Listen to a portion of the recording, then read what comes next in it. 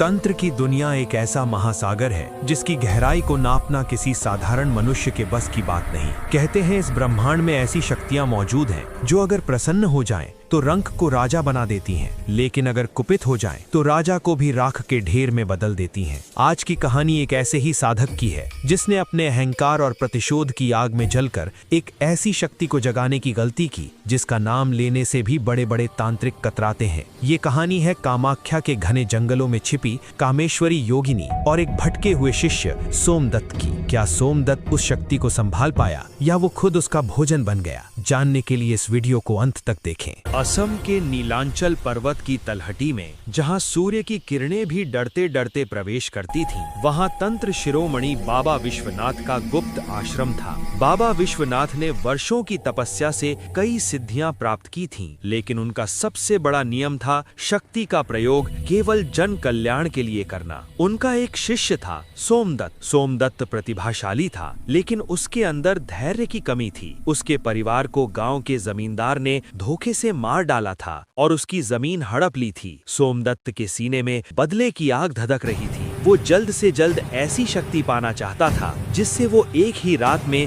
अपने दुश्मनों का नाश कर सके। एक रात अमावस का गहरा सन्नाटा छाया हुआ था। जंगल में केवल सियारों की आवाजें गूंज रही थीं। सोमदत्त गुरु के पास पहुंचा। गुरुदेव, मुझे अब और इंतजार नहीं करना। आपने मुझे छोटी मोटी साधनाएं सिखाई, लेकिन उनसे मेरा प्रतिशोध पूरा नहीं होगा। मुझे वो कामेश्वरी साधना सिखाएं जिसकी चर्चा तांत्रिक ग्रंथों में है। मैंने सुना है कि वो योगिनी अगर सिद्ध हो जाए तो साधक को अष्ट सिद्धियां और कुबेर का धन दे सकती है। बाबा विश्वनाथ ने अपनी लाल आंखें खोली। उनकी आंखों में क्रोध नहीं बल्कि करुणा और चेतावनी थी। पुत्र सोमदत्त, तू जिस रास्ते पर जाना चाहता है वो तलवार की धार पर चलने जैसा है। योगिनी शक्तियाँ माँ आदि शक्ति का ही अंश है। वे अत्यंत शक्तिशाली होती हैं। उनमें सत्व, रजस और तमस तीनों गुण होते हैं। यदि साधक के मन में जरा सा भी काम भाव या लोभ आ गया तो वे वरदान नहीं श्राप बन जाती हैं। तू अभी कच्चा है। तेरी वासना और क्रोध तुझे जलाकर भस्म कर देंगे।